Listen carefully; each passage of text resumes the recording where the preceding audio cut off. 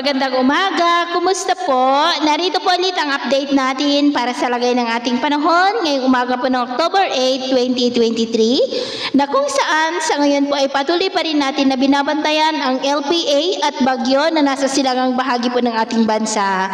Ang LPA ay nasa layo po ngayon ng 978 km east ng Visayas pero posibleng mawala na rin po yan between 2 to 3 days dahil sasani po yan sa sirkulasyon ng malakas na bagyo na nasa silangang bahagi po ng Visayas, about 2,960 km east away at bigyan na po yan ng international name na Bolaven, pang 15 po na bagyo dito sa West Pacific ngayong taon po ng 2023. Pero posibleng hindi na po yan makapasok sa ating area of responsibility dahil haharangin po yan ng papalakas ng amihan at posibleng aabot po yan hanggang sa super typhoon next week. At ito naman po ay pinapakita ng forecast model nating ginagamit hanggang sa susunod na 2 linggo. At sa lagay po ng ating panahon ngayong madaling araw ay generally fair weather po sa malaking bahagi ng ating bansa, maliban lamang sa mga tsansa po ng maulap na kalangitan na may mga pulo-pulong pag-ulan sa ilang bahagi po ng Bohol at Surigao del Norte. At mamaya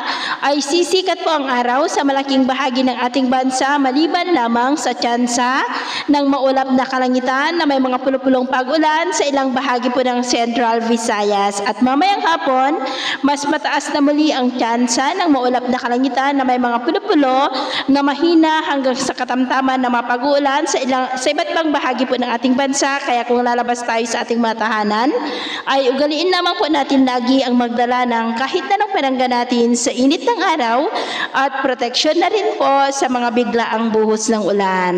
Sa atin naman po mga baybayin, wala naman po tayong nakataas na namang gale warning signals, pero iba yung pag-ingat lamang po kung papalaot tayo para mas makaiwas sa mga sakunang pangkaragatan. So yun po ang latest update natin sa araw na ito. At ako po muli si James na nagsasabing sa kahit anong pagsubok po na darating sa ating buhay, huwag po tayong mawawalan ng pag-asa. Thank you and God bless!